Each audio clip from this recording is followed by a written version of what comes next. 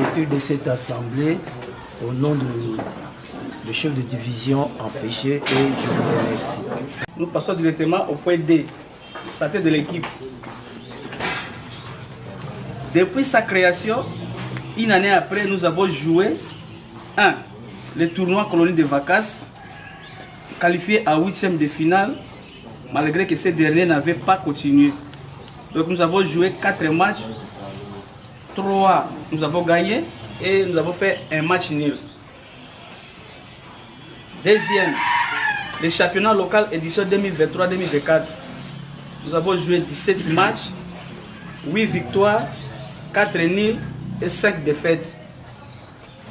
De la Coupe du Congo, terminé 3e place sur 4 clubs de la Grande Orientale. Je cite Lassa, Lessi, la Tempête de Bounia et le FC Lumière. Nous avons joué 3 matchs, 1 victoire et 2 défaites. Le tournoi est Mono Viva, dont on était éliminé à quart de finale.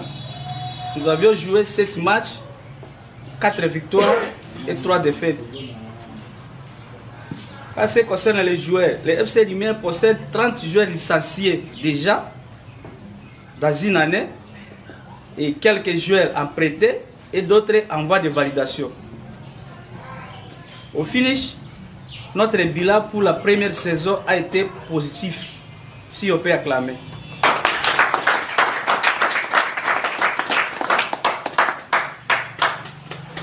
Nous passons directement au 3e point.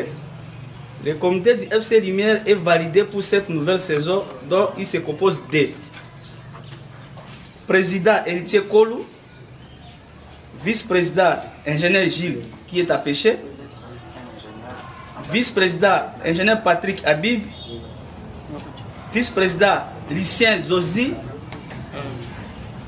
connaît chez lui, secrétaire Vanos Langan, secrétaire adjoint Eric Kabea, trésorier Patience, trésorière adjointe Naomi, ingénieur Naomi, médecin sportif Dr Omba Gelor, directeur technique ingénieur Michel Odinga. Les présidents d'honneur, nous avons le professeur Achille Mave, Dr Jean-Claude, ingénieur Marc, ingénieur John Neuma. Les membres d'honneur, nous avons l'ingénieur Primo, l'ingénieur Michel Ndoukou, l'ingénieur Freddy Midibeyo. Nous avons les gérants de l'agence GAD. Nous avons Eli. Nous avons le chargé de communication qui est M. Patrick Bamans. Et nous avons aussi des conseillers, architecte Jolin Jora, Jacques Sidou, ingénieur Bissambiro, ingénieur Manassé, pour ne citer que cela. 4e point, les équipements. Le FC Lumière dispose dans une seule saison déjà 10 jets de varèse, 2 complets de training, 2 jets de chasubles, 1 jet complet en pagne, 10 paires de bottines, matériel complet d'entraînement, 11 ballons, etc. Nous passons à la 5e point, au 5e point. Je m'excuse. Le FC Lumière vit par les contributions de ses membres et pour l'instant, notre caisse n'a que $1000. De ce fait, pour réunir à nos activités de cette nouvelle saison, nous avons besoin d'un budget de $50 000 car nous devons bien préparer cette dernière en jouant, premier tiré, le championnat local, deuxième tiré, le championnat de l'attente, le championnat de la LIFPO et la Coupe du Congo. 6e point pour terminer, nous avons élaboré un programme qui est prévu que chaque match gagné dans les top 8 des équipes du cercle sportif de football de Rungu, $200 sera disposé au profit du club à cas de la victoire et $100 pour les top 14 par match. Les joueurs élèves bénéficieront de la moitié de leurs frais scolaires. Ceux qui n'étudient pas auront aussi leur part, comme quelques litres, unités, etc. à revendre. J'ai dit et je vous remercie. Moi, je suis des...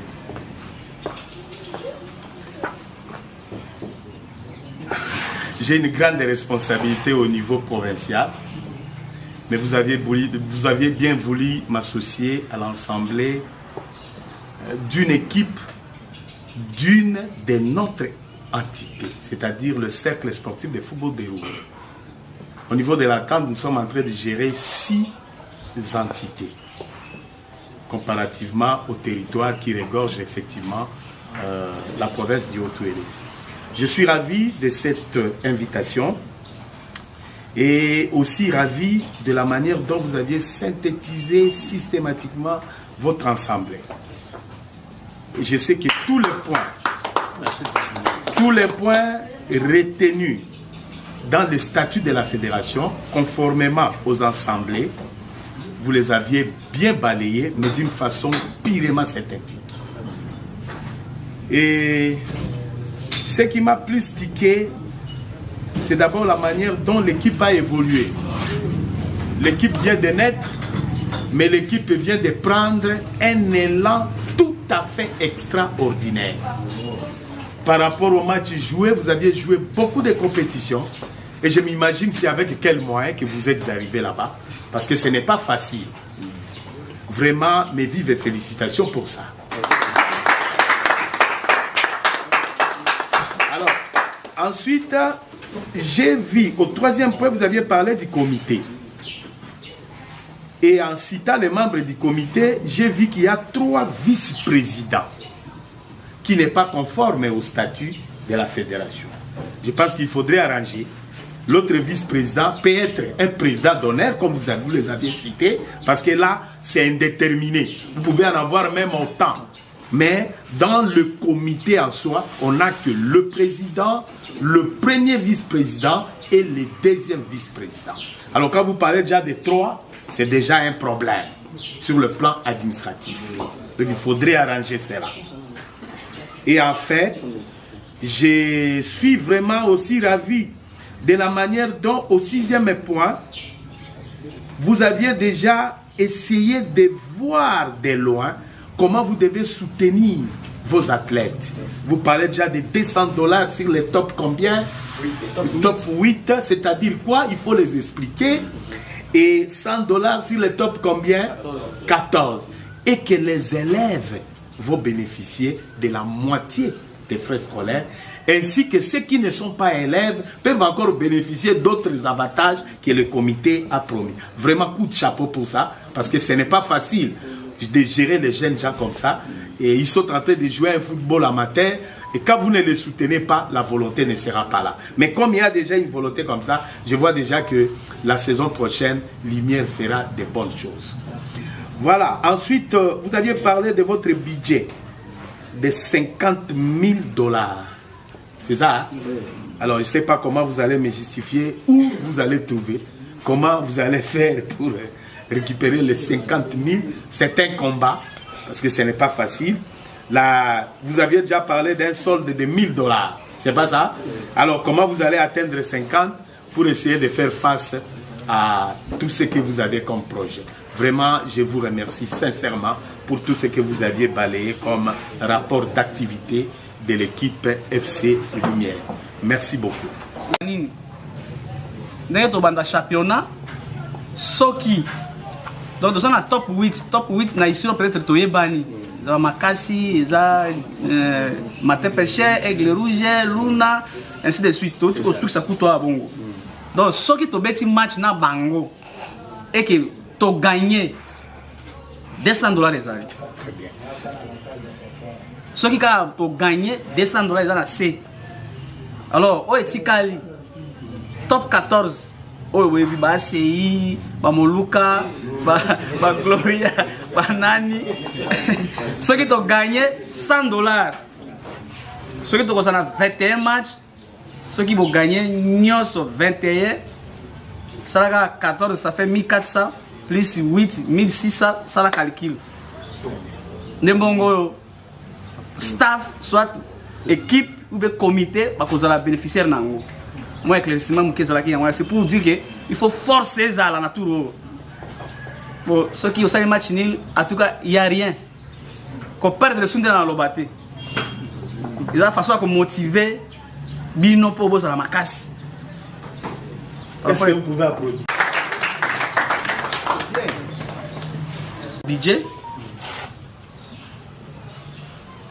To lobaki na moi liboso ke biso FC Lumière to sobika na ba cotisation. Ba membre. Jusqu'à présent, tout ça on a ba sponsor T. Peut-être to ba quota pour to so ba sponsor. Mais dans un premier temps, to sobika no kaka na ba cotisation o to sala kati na biso ba membre. C'était pas ça. Ah. Et quelques projets aussi ezali. Okita musupe ko somba moto, to tie ça taxi na côté ya club, soit to sombi triporter, ça taxi na côté ya club et ainsi de suite. Ba projet ezali oyo eza à court terme et à long terme. Alors, au état staff technique, toza na coach na biso coach Satou Atuba, soit à côté lema.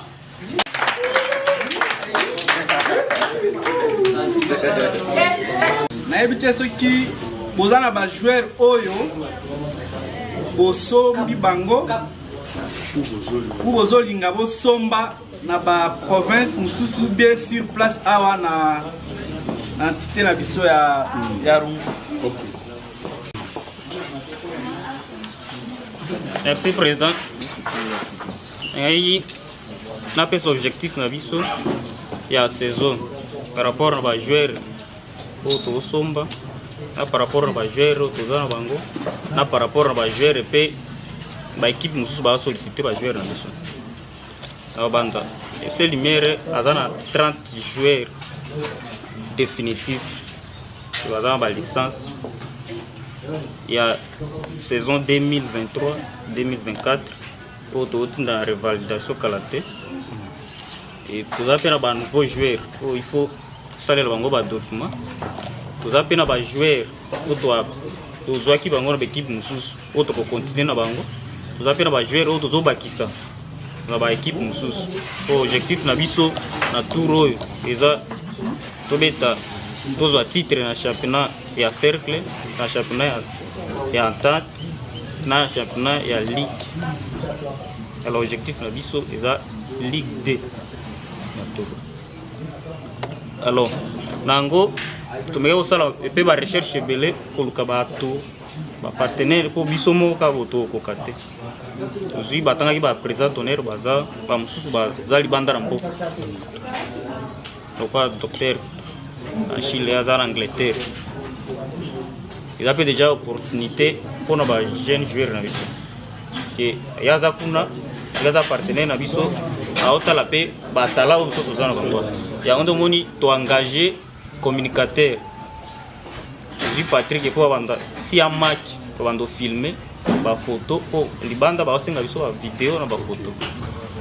Et à la saison oyo ba solliciter des joueurs na biso, des joueurs phares. Alors qui reste c'est JP capitaine, Martin Pechera Osenge, na Jacques Kabasha Goma ba Osenge. Si tout va bien, semaine prochaine, Jacques, il y a aucun déjà gomme. Alors, tous les partenaires, nous sommes malades pour les joueurs. Nous avons déjà un hôpital, nous avons besoin de soins. Il y a des joueurs, il y a des joueurs. Au fil et à mesure, nous avons des familles, par exemple, ceux qui jouent dans le mois, bien dans le mois, mais nous avons des joueurs. Ceux qui jouent sont malades, l'hôpital est Simao. Alors, à part wana, tous les membres d'honneur, batangi bango ebela bazande a pêcher. Et bango tout, to contacter bango va bango nyoso bandimi, bango so bazana ba durba, bango so baza ba kisangani, bango so baza sur place mais baza a pêcher. Londe eloko na ngina lobela ba joueur. Et yango wana objectif na biso na saison. tomoni batieli bino na baprime eza mpo toaméliorer. Alors dossier tali staff technique topromettre kobakisela bino ata 2 ou 3 personnes. 2 ou 3 personnes. Pour staff technique ezalaka na entraîneur moko te, baentraîneur bazalaka 3 4, bapréparateur physique bazalaka, baentraîneur bagardien bazalaka. Alors eza eloko tokorésoudre yango avant. Alors na ye mpe na lobela bajoueur awa déjà tozo reprendre entraînement lundi. Pour vivre objectif toza nango esenga déjà il faut tobanda préparation avant. Chaque fois tobandaka préparation ka likolo bon. Or pas équipe azoka temps ya préparation avant atamer une champion. Lundi bajoueur nyonso toza na entraînement. Lundi tozo reprendre entraînement. Reprendre l'entraînement pour préparer déjà la compétition. Tout ça pe na ba lettre ya ba équipe ba osenga so match. Tout ça lettre ya Martin Pécher, tout ça lettre ya Wanga. Ba linga ba ya aw. Alors, c'est pas ça eloko ngina lobela ba jouer.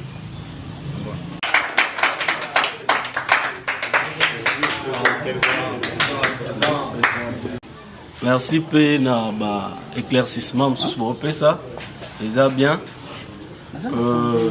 FC Lumière d'abord, nous bomoni et puis nous lobami, tous les jeunes, tous les volontaires au Sunga jeunesse. Jusque là, FC Lumière, équipe dans Mobimba, tout visé, l'orata moroté pas les jeunes. Et c'est qu'on a vu sur la stade des Arabes, on a gagné tout ce pays, et il fout à la vision pour le moment. Alors, mais faut nous tout ça là, nous le ballon particulièrement pour les joueurs. Les joueurs, tous ces gars ont discipline. Les joueurs au hasard indisciplinés, jamais à évoluer. Vous allez toujours abandonner pour évoluer jamais. Donc, il y a une impolitesse, il y a pour participer à l'entraînement, jouer à l'entraînement, vous avez besoin de aligner au match. En tout cas, toute saison, l'équipe, vous allez un peu tolérer parce que vous avez dans le début, vous comprenez dans la philosophie.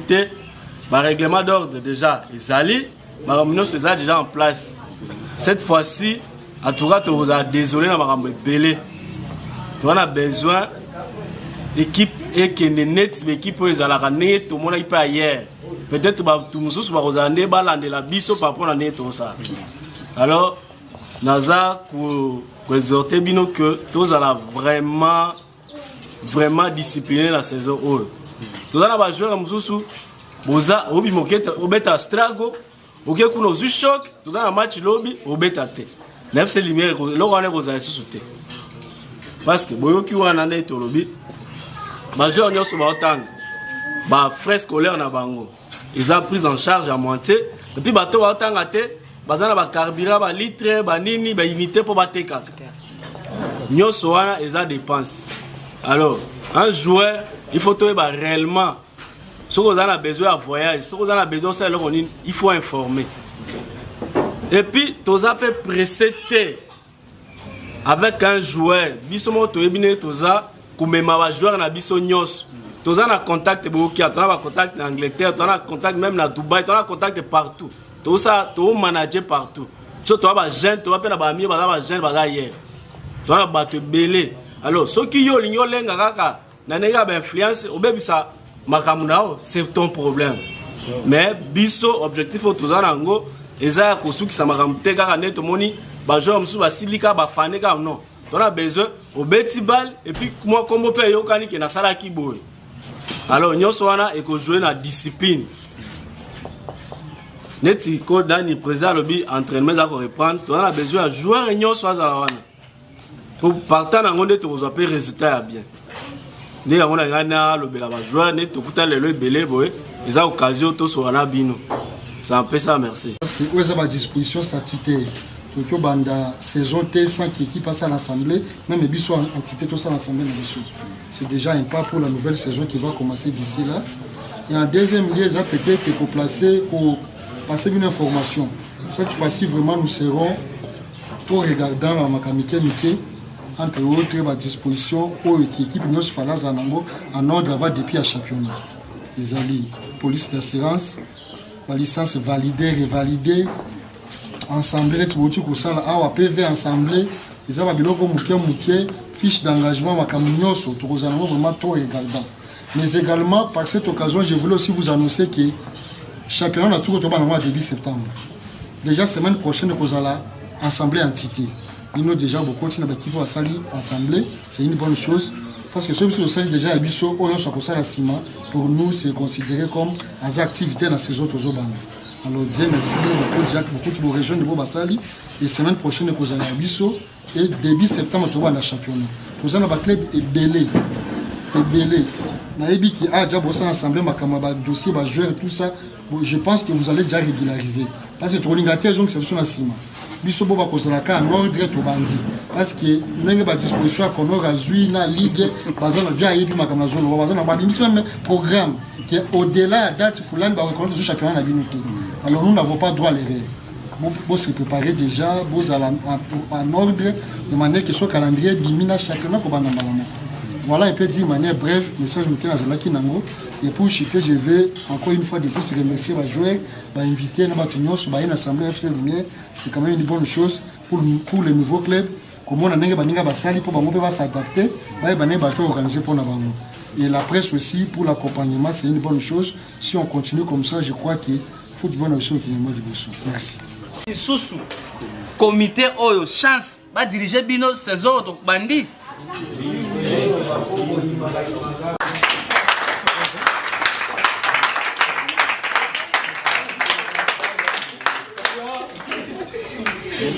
Archinjora, joli. Premier conseiller FC Lumière. Architecte. Pourquoi tu m'as pas côté?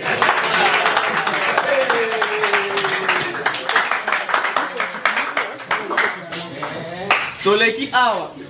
Jeune oyo tu ko intégrer biso. Yenda ko bana ko garder mi solo. Oyo FC Lumière. Donc trésorier. Adjoint Naye, adjoint Naye, Aza Moasi, ingénieur Naomi, Azali.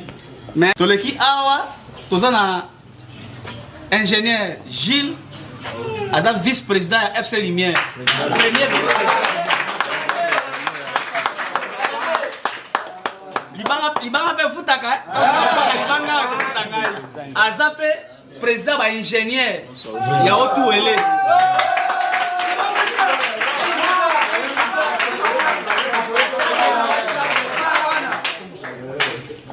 Na suka kuna tozana conseiller Jacques oyo pe a rejoindre biso na saison 1.